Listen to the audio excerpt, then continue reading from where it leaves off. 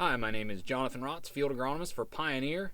A beautiful day out here in south central Pennsylvania, but as most of us know, the forecast is maybe not so ideal. So I wanted to take just a real quick moment and talk a little bit about some of the crops that we have out in the field and what a cold temperature or severe freeze or anything else would have to do. First, I'll hit real quick corn and beans. The good or the bad news is not much of it's planted. So we're going to be in pretty good shape, but if you would happen to have just a little bit of corn that's up somewhere, yeah, we're probably forecasting some things that could freeze that off. Good part about corn is up into about V5. That corn plant's growing point is down below the ground, so no real worries. Looks a little rugged, gets frosted off a little bit, but it'll come back. And again, really very little of it that's an issue. Soybeans, on the other hand, are very different. So their growing point is up above the ground. When we think about a soybean, this is where everybody gets concerned about freeze damage. But two things. Number one, these soybeans that have come out of this cold soil are really close to the ground. That ground helps to keep it warm. And then the other side of this is these cotyledons are really thick and actually kind of hard to freeze off. You know, I often think somewhere around that 28 degrees for an extended period of time, we really do some damage to those cotyledons, maybe taking them all out. But again, for what most of my area is forecasting, I don't see anything other than maybe a little bit of damage coming to that soybean. Hey man, but what about wheat? Good point. Why don't you tell us something about that? Sure thing. So when we think about wheat, wheat's actually kind of an interesting crop because as wheat goes throughout its growth stages, its susceptibility to a frost changes. This is a really good thing because when you think about it in general, our earlier stages in wheat are going to take a harder frost for us to actually do damage. That means our more northern areas, like the areas that we're not worried about soybeans getting frosted off because they're not out of the ground or even in it yet, their wheat also is behind and more likely to be frost tolerant. But when we get into the jointing stage, it takes 24 degrees or below 24 degrees to do damage. When we're into that boot stage, which we're almost here on this one with this flag leaf up, our head's still down in a little bit, but boot is more of that 28 degrees. We've got a few places that could see that 28 degrees. A lot of what I've been seeing and being told in those areas is we're really not quite to that boot stage in that area with that flag leaf showing.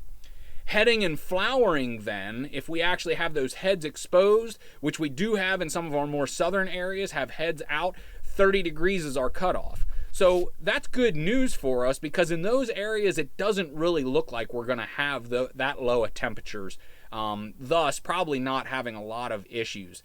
And then obviously we don't really have any flowering, but again, that's at 30 degrees. And then once we get into that head stage and the milk stage, back down to about 28 degrees for the tolerance. So that's kind of what we're looking at about with wheat. Hey, but what about barley? Similar, but why don't you tell us a little bit more about that? Sure, I can do that. As stated, barley has very similar characteristics to freezing tolerance as wheat. Two main differences. One's obvious. Barley heads out a lot earlier. The second one is barley actually flowers when it's in boot. So barley's boot stage is going to be a little less cold tolerant than wheat's boot stage.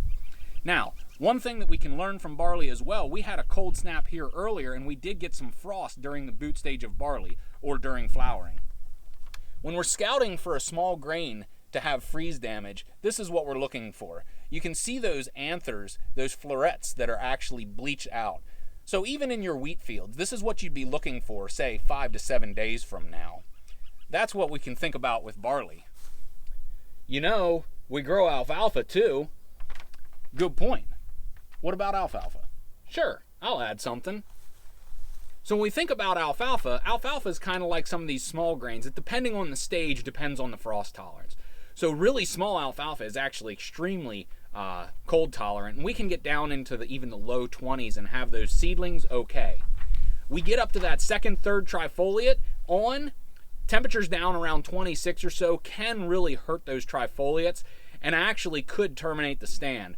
Fortunately, it doesn't seem like we have a whole lot of that. That has to be for an extended period of time. Not a whole lot of that in the forecast.